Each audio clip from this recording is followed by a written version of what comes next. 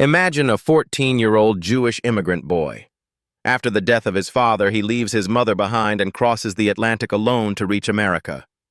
No degree, no connections, just one belief, that he has to build something big. At crowded, chaotic ports filled with noise and confusion, where large merchants were dumping overripe fruit as waste, that boy saw something different. An opportunity. Within a few years, he controlled rail routes, built his own shipping fleet, and acquired hundreds of acres of land. Deep inside tropical jungles, new towns began to rise. Governments negotiated with him, and entire cities started operating around his business model.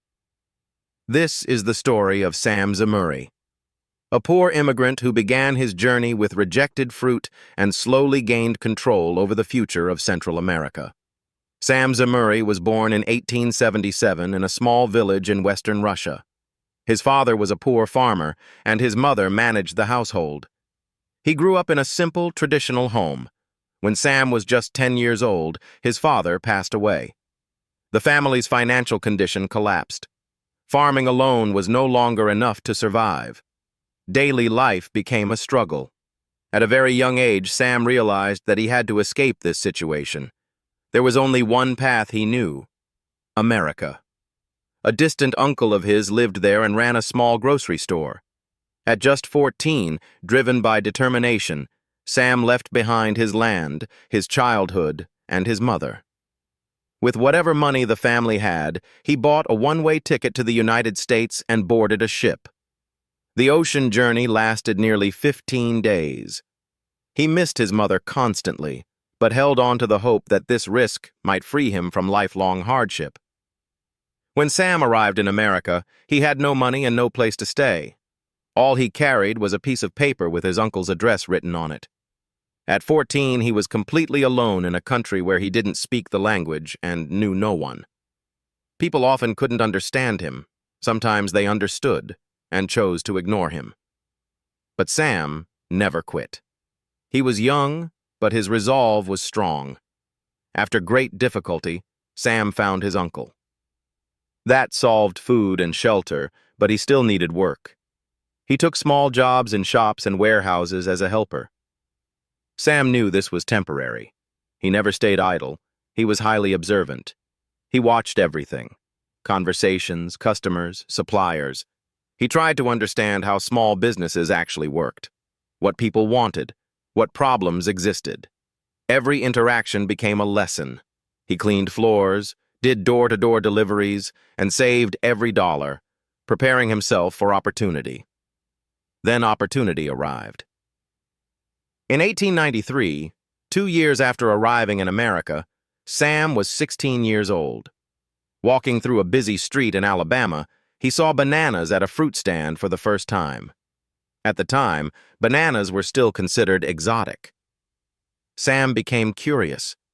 He had no idea that this fruit would one day change not only his life, but an entire region. Sam realized that small jobs would never change his future. If he wanted something big, he had to go where millions of dollars of goods were traded every day. After days of thought, he boarded a train to Alabama's port, where fruit from Central America was unloaded daily. What he saw shocked him. Thousands of ripe bananas, discarded as waste. Sam remembered his childhood, days when he and his mother survived on one meal. At that moment, he made a decision. What if he bought these bananas and sold them cheaply to local buyers?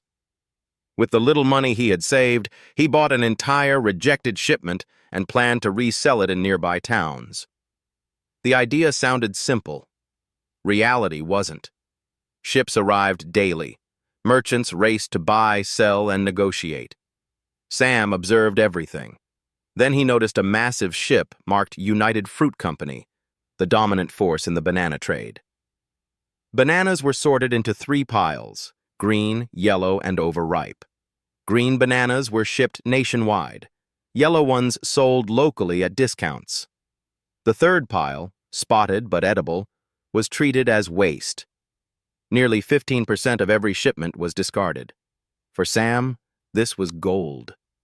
He invested the $50 he had saved over years of work.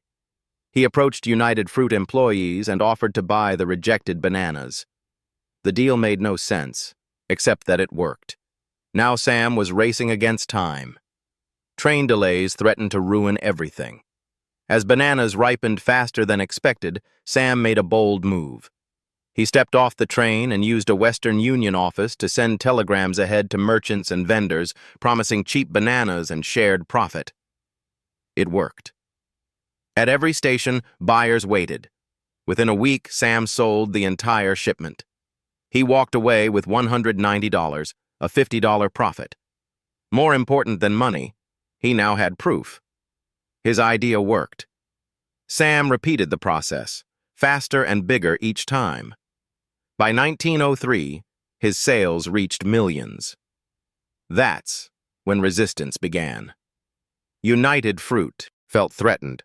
Shipments were delayed. Supply was restricted. Prices were undercut. Sam realized one thing.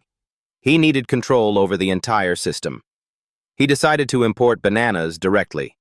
That meant land, ships, and massive investment. An investor stepped in.